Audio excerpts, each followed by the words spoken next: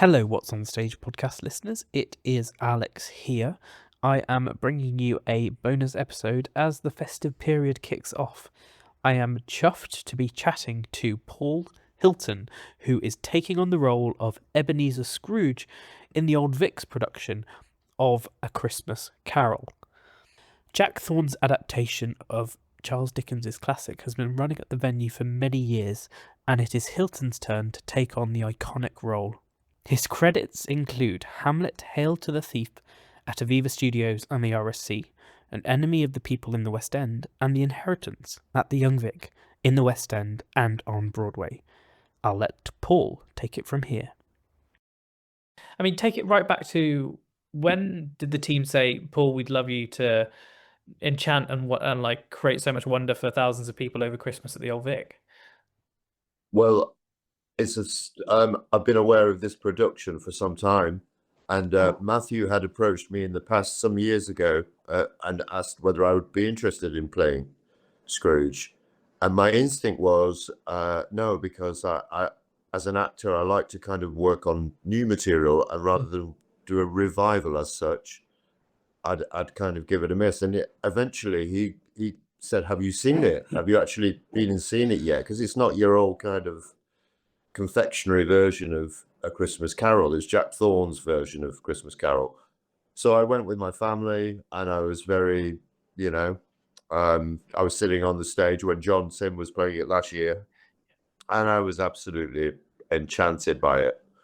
And of course, I thought it's absolute no-brainer. Why have I never stepped up for this before? So that's how it came around. And therefore I've known that I was doing it for maybe 6 months, and I've had a lot of time to just kind of do the usual prep that you would do on a role in terms of biographies and timelines and things like that. And then kind of put that aside and just steep myself in this kind of amazing parable, if you like. I was going to say that when you're talking about doing the preparation, it feels like this isn't a Scrooge that you'd find in many other productions. I think that's one of the things that Jack does so brilliantly, is that you see the man rather than the caricature that might have evolved over 2 centuries. Absolutely. Yeah, and the more we kind of work on it now, especially now that we're in the space and we're not in a white clinical kind of laboratory anymore, we're in a kind of dark crepuscular zone with twinkling lights. It's very easy to kind of exactly like you say, just to pull right into that. How is this affecting the soul, the heart, the head? Yeah, it's a thrilling, and under Jack's words, it's so distilled to its essence. It's magnificent. I'm really enjoying myself. And the Old Vic this year will be in the round. So have you done much? I'm trying to remember the last time you've done a show in the round. I did a couple of shows at the Royal Exchange in Manchester back in the early in the 90s and the noughties, and I love playing in the round. I love the intimacy of being literally able to kind of be so close to the actors and hear their breathing and see their sweat, and I love that. All the more immersive. And it's also, there's a beautiful symmetry to this production, and Matthew has an incredible eye for geometry and shape and movement, and so it's a wondrous thing to behold as well. So I'm really looking forward to sharing it. It's funny because I was trying to work out which one was older, the Old Vic or A Christmas Carol, and actually I think the Old Vic beats A Christmas Carol by 25 years, which is quite an impressive feat. Fair play to the venue. But why do you think that they just work so well in tandem, I guess, as a space and a story? Well, I suppose, like you say, even just walking in today, we're in Dickensian Britain, essentially. And in many ways, it's even worse, given the poverty line, the cost of living crisis. It's never been more felt. London, the Cut, this particular corner of Southwark and Lambeth, it's never felt more squeezed. So, I think it's the absolutely perfect place. So for an audience, it's not lost on them that this is Dickens' stomping ground. His school is just down the road, and he would walk these streets all the time. So it's, there is a sense that these things are very tangible and real. Mm. Yeah. Which It's you like wouldn't get that. You wouldn't get that in a civic centre in, Bolton on a wet Wednesday afternoon. It's not quite the same. You'd get something else magical and brilliant, but not that. it is that great paradox that seems to exist that I think that somewhere like The Cut really typifies this, where you get the effects of gentrification can feel very visible and very present, but simultaneously the poverty that surrounds that feels so much more extreme and almost more pronounced as a result. Yeah. Yeah, and when those things run alongside each other, it can be a powder keg or it can be an extraordinarily beautiful thing, and we have the choice, don't we, as a society, what it is. So I suppose that's what the play speaks to as well. It asks us to kind of step up in a way and do what we can. It's the I nothing one of the most magical theatre moments I've had is probably when they sort of like ask the audience to contribute and say, look, this is a Yeah. reciprocal thing. We all Yes. need to embrace this idea of charity. How have you guys have been rehearsing that? And then how are you looking forward to being able to sort of say those lines and say, look, this is what theatre can do? Um, well, there's two things. Rehearsing it is quite tricky without all the different, without an audience in place. So we're literally rehearsing the mechanics of that, which should appear to be chaotic, but of course they're as safe as houses. So that's quite difficult to get that balance, and we won't know until we have the first audience in what that is. I think secondly, though, as well, is the thing about making an audience aware with a charity plea at the end of the piece, for instance, is an interesting thing because it does bring us all into the present moment, into the space together, in a way that theatre ought to. If it can do that, it ought to be able to make that bridge, and it does that very in a very inclusive way in this show. But yeah, rehearsing it is one thing. On the day, it's going to be a very different and unique, experience for everybody. I think I will never forget that particular, the Sherry Transportation of Christmas, I think it's called. I'll never forget that as an audience member, what that felt like to be in the midst of that, And I don't think some young person who's experiencing theatre for the first time, which is what this production, this theatre is really trying to do, is reach out to the community in a really profound and powerful way, an effective way. You'll never forget those things. They're in your soul forever. It's incredible how much money has been raised through this production alone. It's staggering. And then there's probably all the people that even passively have picked up the message, and even if they hadn't contributed directly, will have still felt the need to give in some form. And I guess it sort of raises the question about, I think you've spoken about this incredibly eloquently before, but the way that theatre can induce change, both on just like a very tangible monetary level, but also on a broader social level. It feels like this production of all things, and when I saw that you were doing it, it felt like it was then the alignment of show and ethos. Absolutely. Absolutely. And I'm realizing that more and more now as we're moving from the rehearsal room, first of all, from the bedroom, to the rehearsal room, and then to a public space.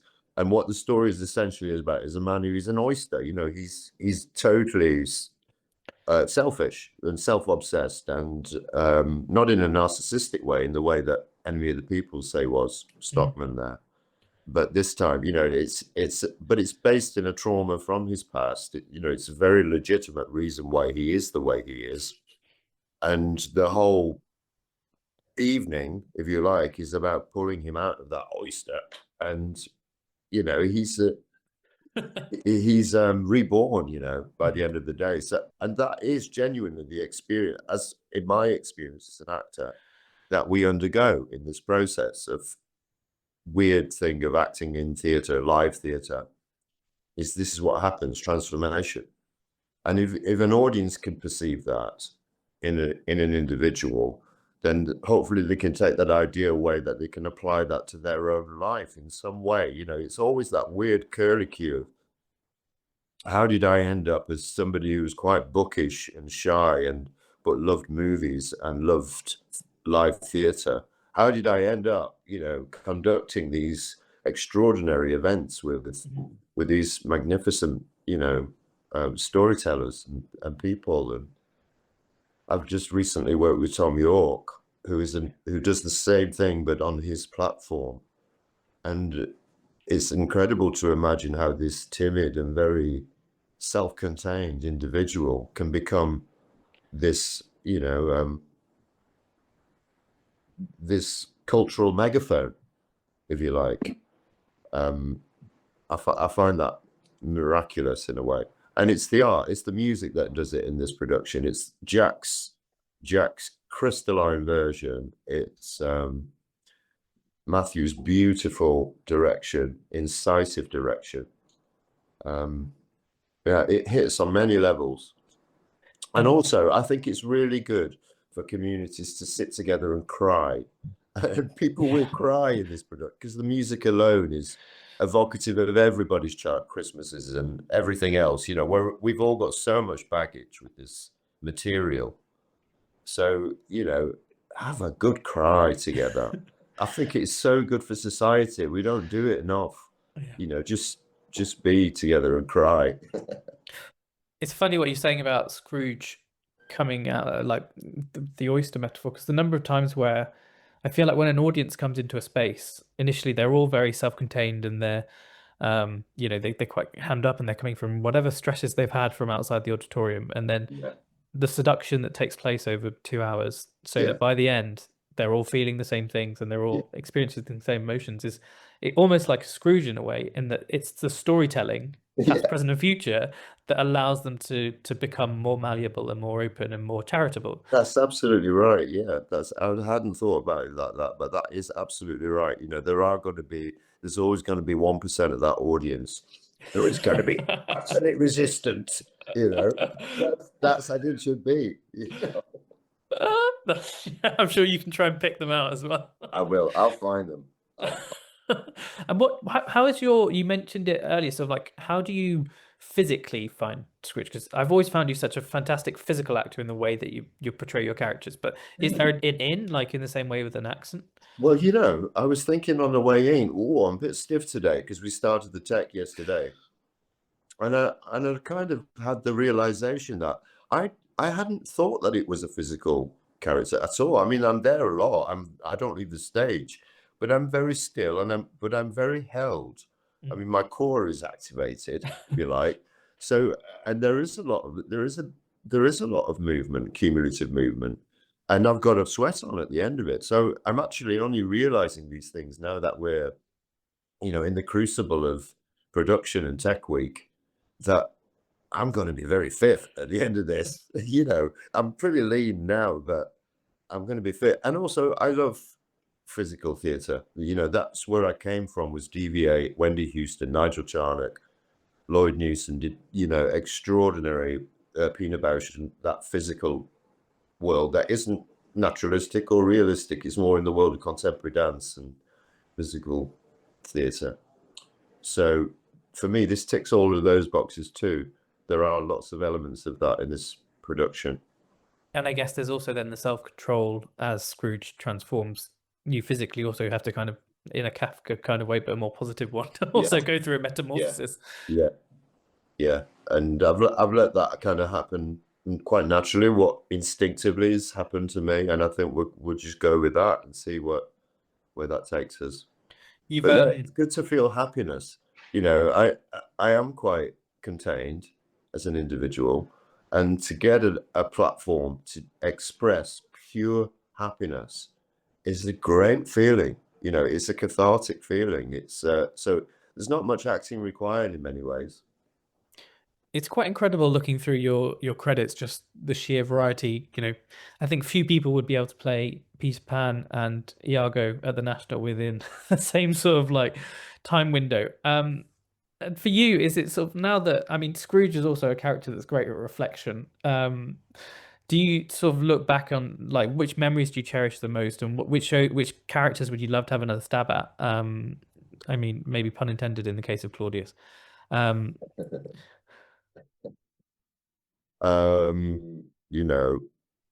Nostalgia is like looking back with sadness. So I've found myself doing that quite a lot in the last, I suppose, since lockdown, when we were told to retrain, rethink, reskill, and we all went, what? From that moment, I've reappraised the theatre and what it means to me and what it means to the wider world and the community on the basis of what happened to the world during the pandemic. And if you like, I have no regret. I wouldn't go back and do any of them again. And I'm so proud of that body of work that you mentioned there, Peter Pan, the Argo, the Mad Hatter, and quite iconic characters, and with a very broad range, from Jesus with the RSC to Dr. Faustus and Dr. D. Absolute worlds and poles apart.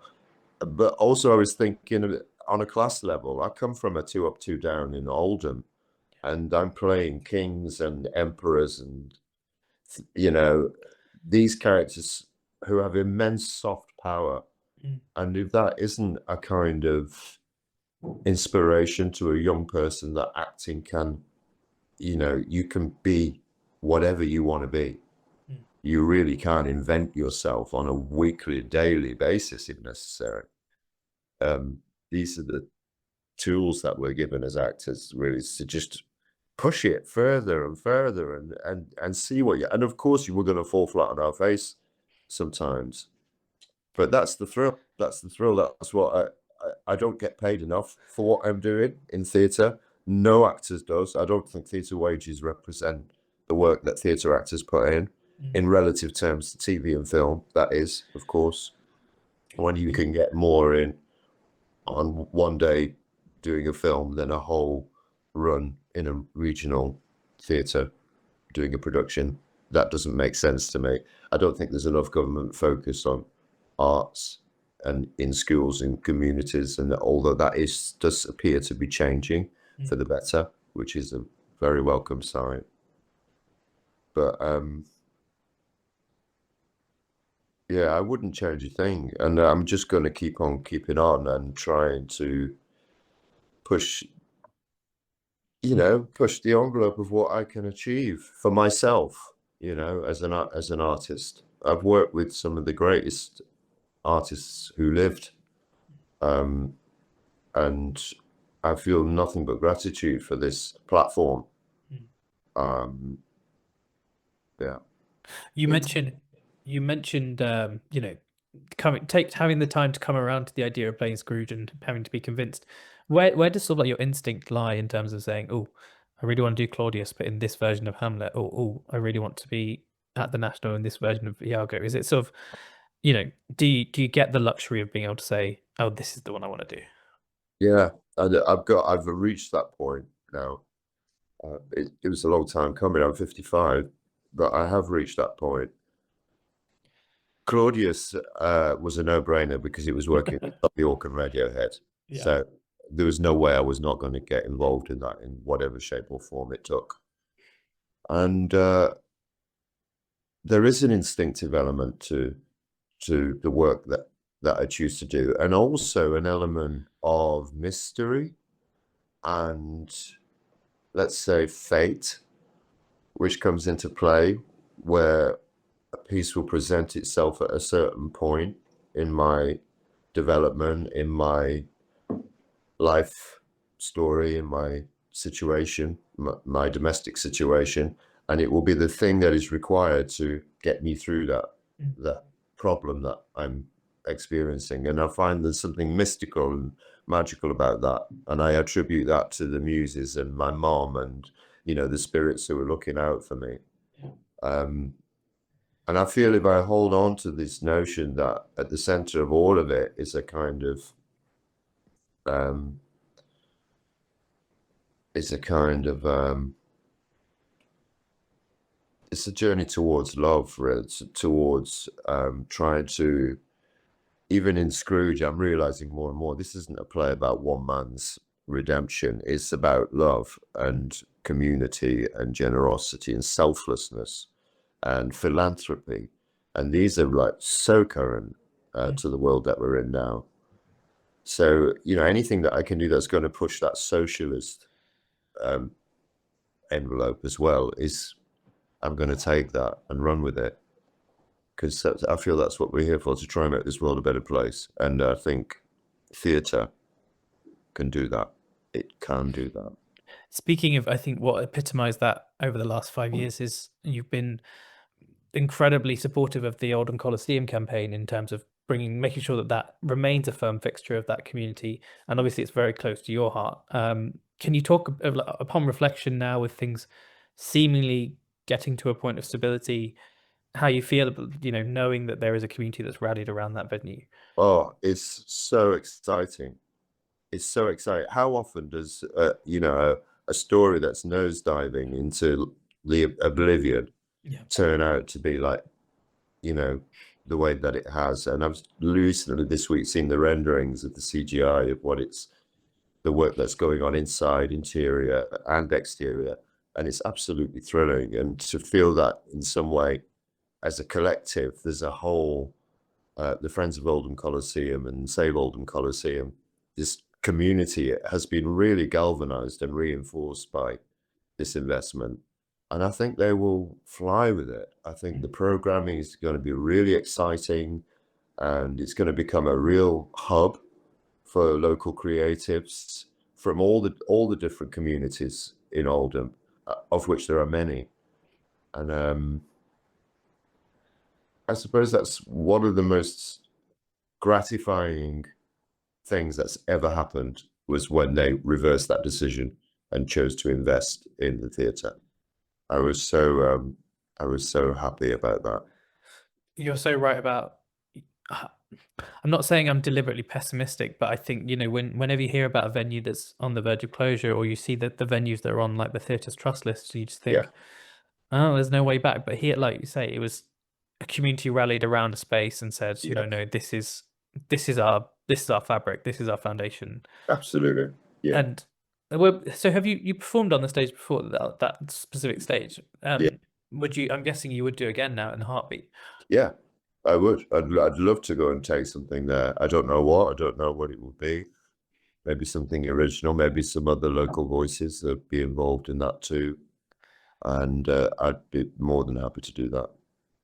Have you do you still have family based nearby as well? My dad is still in Chadderton and living in the house that I was born in, and my sister lives right next door to him. So I'm very connected to that world and very invested in it. Yeah. It's incredible the next Paul Hilton might now be able to see their local production because of everything you guys have done, sort of making sure that baton keeps getting passed on. Yeah, I hope so. Gosh, well, this is it, isn't it? I mean, I remember that first meeting to which the Arts Council representative didn't even show up.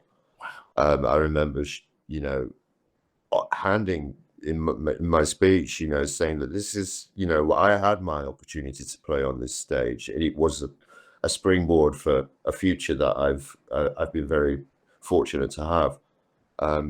If you don't do anything, it's you who will lose it, and if you can't see it, you can't be it. And that was always the case in Oldham. I mean, as an epilogue to the Oldham Coliseum story, just down the road, less than half a mile away from the Coliseum, was the Grange Arts Centre, which hosted many productions that I was involved in through the 80s and 90s. So many young people performed on that stage and had opportunities there, and it's now a pile of bricks. So that's how tangible these things are. They gave with one hand and they took away with the other, very quietly and discreetly, but they did. So we have to really fight for the spaces. If we want them, we've got to use them, and use them well. And I guess it sort of taps into that broader question about how theatre can move. I think that's actually a running theme of this interview, about the way that theatre can move a community, both on a physical sense, a brick and mortar sense, but also in the ways that the stories are being told. Yeah. I mean, I just feel like there's something very exciting about the idea of you of all people now playing Scrooge, because we've had lots of other brilliant performers, and now you're bringing your own take. And can you talk? I mean, going back to the material, talk about being able to find your own version compared to, say, what John was doing last year, or what other people like Andrew Lincoln or Patterson Joseph might have done in the past. Yeah.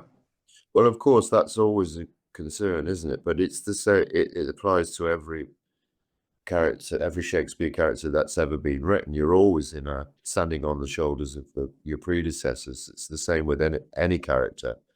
When you're doing a revival, yes, there is the concern that you're basically, reproducing a track that a character has done before. But those fears were allayed quite early on by Matthew. He's had the experience of coaching 8 Scrooges through this journey, and his take on it is that you are all as individual as fingerprints, as is the same for any character, whether it's Claudius or Peter Pan or Chekhov. There is no blueprint, so you start with the words that the writer has given you, and in this case, not Dickens. I'm trying to be absolutely specific with Jack Thorne's masterful text, because it speaks to me. It speaks to the experience of a young person who's experienced some kind of degree of damage, of debt, severe debt, who's crawled themselves into a position of great authority and security at the expense of his heart. And so, I'm in my world, I'm seeing this more like a Beckett play. It's a dark night of the soul for one individual who suddenly gets, visited by 3 different aspects of experience and wakes up crying. And I had that experience when my mom died. I woke up crying the next morning and hearing her voice. And, so these things are not far from my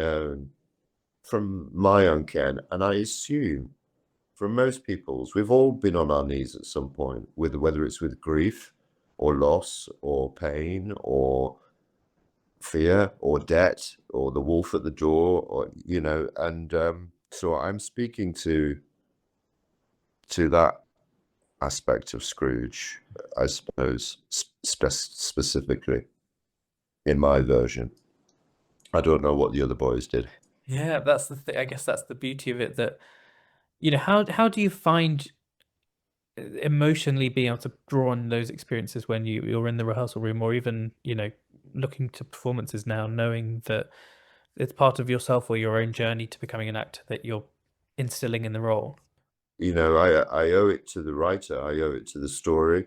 I owe it to all those people who paid to see it, to kind of reveal an everyman for you, in order for you to come to some kind of understanding about what things that might affect your own life and experience. It's the way it works. It's the transaction, isn't it? It's when we buy the cinema ticket, we're buying into the dream, if you like, for that period. So I relish the opportunity to be able to look at some of the darker corners of my past and reconcile myself to them. That's when I say that theatre is about healing. When you get young people to dramatize their feelings or dramatize, what they're concerned about, they expiate it, they express it, and they share it, and the burden is lightened. And this is the kind of circuit of communication that we have. So I'm not shy of exploring the darkest territory.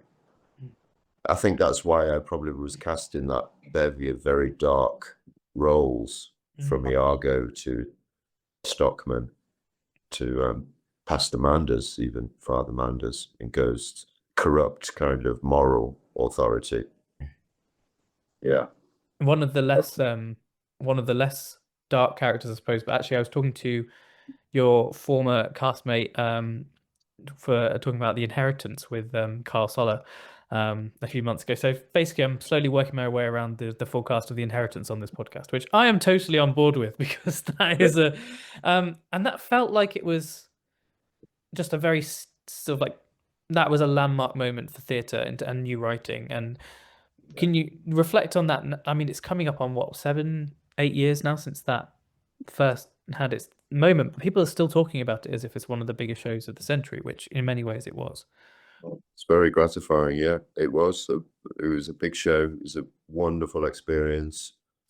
It got it slightly curdled toward the end because the virus came along and shut us down. And in the maelstrom of that withdrawal from New York, there was a lot of broken hearts and a lot of clumsy communication.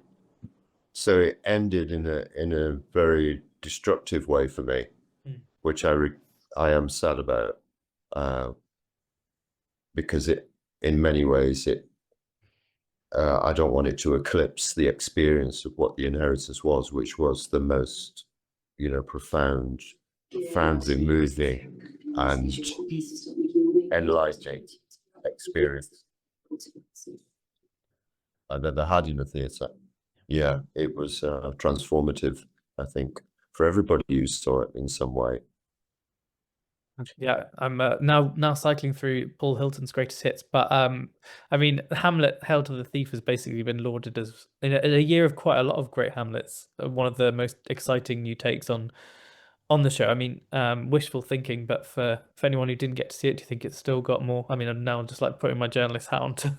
Oh, God. Yeah, I'd give anything to do that again. I'd love to do it again. There'd have to be certain stipulations. I'd want to be involved with the same people, and I mean Sam and with Claudia and with Amy and Brandon. I'd want the same core people, and fingers crossed, it might have another life. Yeah, I think, yeah. I mean, working with Thom Yorke is probably if someone had told you 5 years ago that's what you'd be doing in 25, yeah, that was a dream come true.